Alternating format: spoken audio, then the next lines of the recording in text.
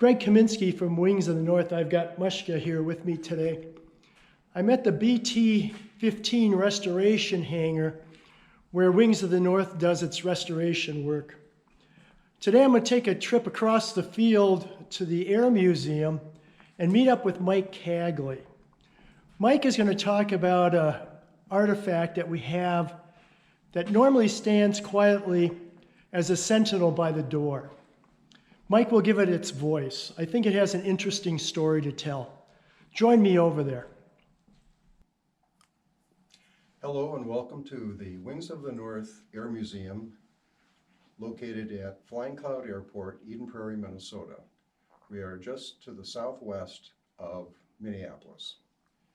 We have many exhibits in our museum. Today I'd like to discuss with you this particular exhibit, which shows the winter flying suit of German Messerschmitt 109 pilot, Major Rudolph Klemm.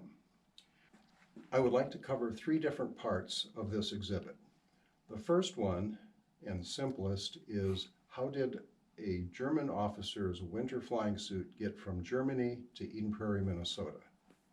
The answer is actually quite simple. One of our volunteers, Dr. Kent Bratton, saw the item listed on eBay, bought it, and donated it to the museum so that we could display it to everyone who comes. The second thing I would like to discuss is the actual flying suit. Major Klemm flew a Messerschmitt 109, which you can see in the picture here in the background. As I said, this was a winter flying suit, and the distinction is that German aircraft, actually all military aircraft in World War II, had very poor ventilating systems, either for heating or cooling. When you were flying at altitude, the pilot basically had to provide his own protection, not only because it was cold outside, but if he had to bail out, he needed to have the protection. The suit is made of leather. If you notice the collar, it's actually two-tone brown. And that's not meant to be a fashion statement. The outer half of the collar is sheepskin. The inner portion, which is darker in color, we are told is actually pony fur.